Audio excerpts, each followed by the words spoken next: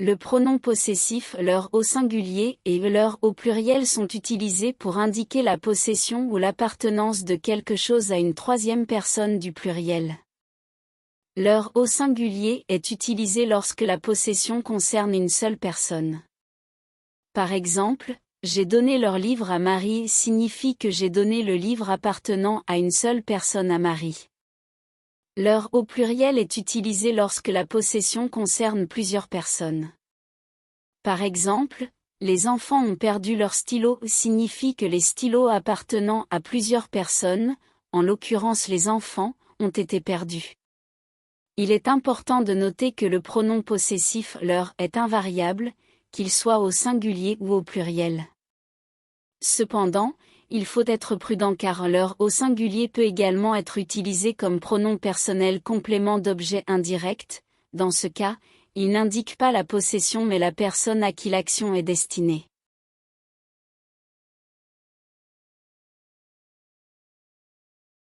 Le pronom possessif est utilisé pour indiquer la possession.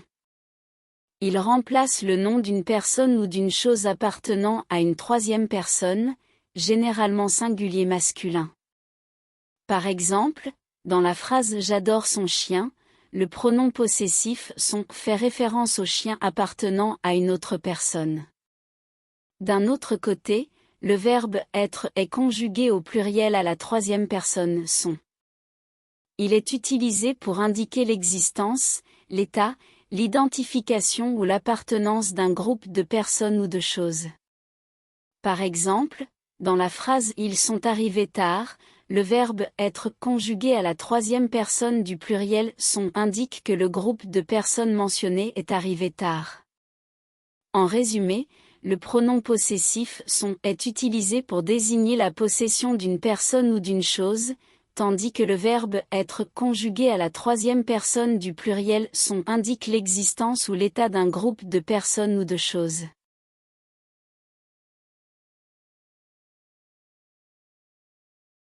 Les homonymes ou et ou est une conjonction de coordination indiquant une alternative, tandis que ou est une adverbe relatif indiquant un lieu ou un moment. Exemple, préfères-tu les pommes ou les oranges? Conjonction, je ne sais pas où il habite, adverbe relatif.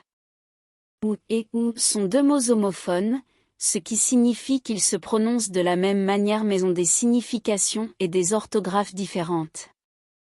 Voici les différences entre les deux. Ou, il s'agit d'une conjonction de coordination utilisée pour donner une alternative entre deux choix. Par exemple, veux-tu un thé ou un café? Ou, il s'agit d'un adverbe de lieu ou de temps utilisé pour identifier un lieu ou un moment spécifique. Par exemple, je vais à la bibliothèque où j'étudie régulièrement, lieu, ou je ne sais pas où il est parti, temps. Pour les différencier, voici ce à quoi il faut faire attention. Le contexte, en lisant la phrase, essayez de comprendre si le mot « ou » est utilisé pour donner une alternative entre deux choix. Le sens, déterminez si le mot fait référence à un lieu ou à un moment spécifique. Dans ce cas, utilisez « ou ». La prononciation, même s'il se prononce de la même manière, la signification de la phrase peut vous aider à faire la distinction entre les deux.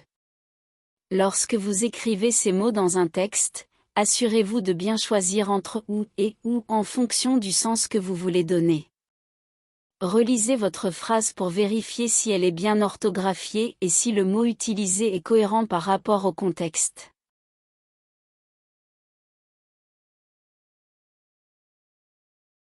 Les homonymes ce et ce est un déterminant démonstratif, tandis que ce est un pronom réfléchi ou un pronom personnel complément.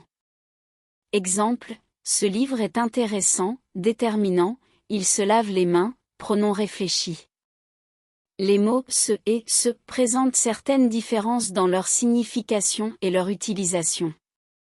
Ce est un pronom démonstratif qui peut être utilisé pour désigner quelque chose de manière générale ou pour introduire un groupe nominal. Exemple, ce livre est intéressant. Dans cet exemple, ce renvoie au livre en question. Ce est un pronom réfléchi ou un pronom personnel.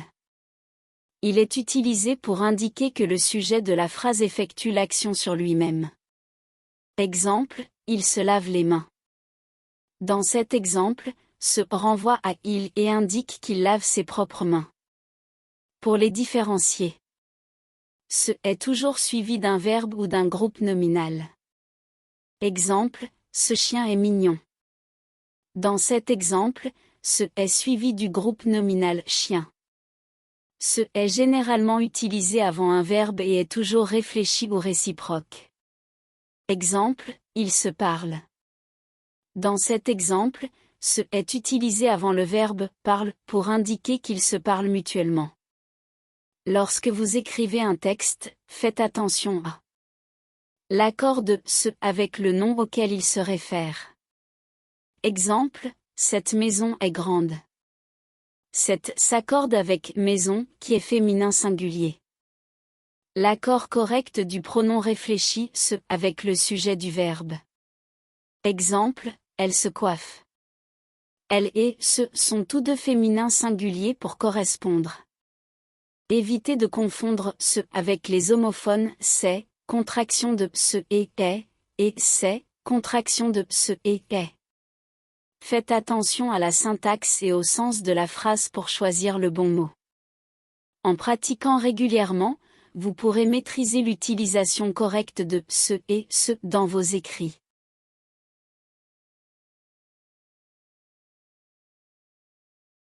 Les homonymes c et c est un déterminant démonstratif pluriel, tandis que c est un déterminant possessif. Exemple, ces fleurs sont magnifiques, déterminant démonstratif, elle a perdu ses clés, déterminant possessif. C est un déterminant démonstratif qui s'utilise pour montrer ou désigner quelque chose de spécifique.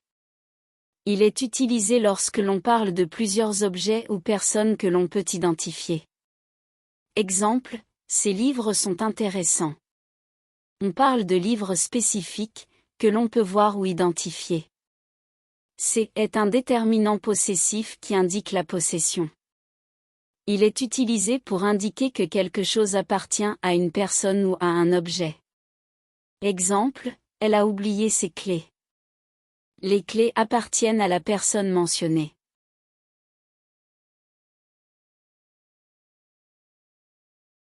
Les homonymes et est une conjonction de coordination, tandis que est le verbe être conjugué à la troisième personne du singulier.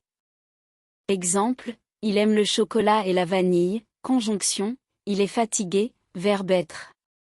Et sont deux mots qui ont des significations différentes et des utilisations différentes dans une phrase. Et est une conjonction de coordination qui est utilisée pour relier deux éléments de manière additive. Elle est utilisée lorsque l'on veut ajouter une information ou une action supplémentaire à une phrase. Par exemple, j'aime les chiens et les chats. Dans cet exemple, et est utilisé pour ajouter l'information que j'aime à la fois les chiens et les chats. Est le verbe être conjugué à la troisième personne du singulier. Il est utilisé pour exprimer l'existence, l'état, l'identité ou la qualité d'un sujet. Par exemple, il est artiste. Dans cet exemple, est utilisé pour indiquer que la personne dont nous parlons est artiste. Lorsque vous écrivez ces mots dans un texte, voici quelques points auxquels il faut faire attention.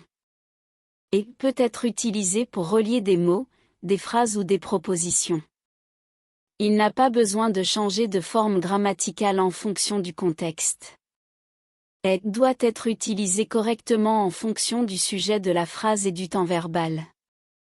Par exemple, nous utilisons est avec la troisième personne du singulier au présent, mais nous utilisons était pour la troisième personne du singulier à l'imparfait. Soyez attentifs à l'orthographe, car ces mots peuvent être facilement confondus. Par exemple, prenez le temps de vérifier si vous devez utiliser et ou est avant de les écrire. En résumé, et est une conjonction de coordination utilisée pour ajouter une information, tandis que est la conjugaison du verbe être utilisé pour exprimer l'existence, l'état ou la qualité d'un sujet. Soyez attentif à l'orthographe et aux règles grammaticales lors de l'écriture de ces mots dans un texte.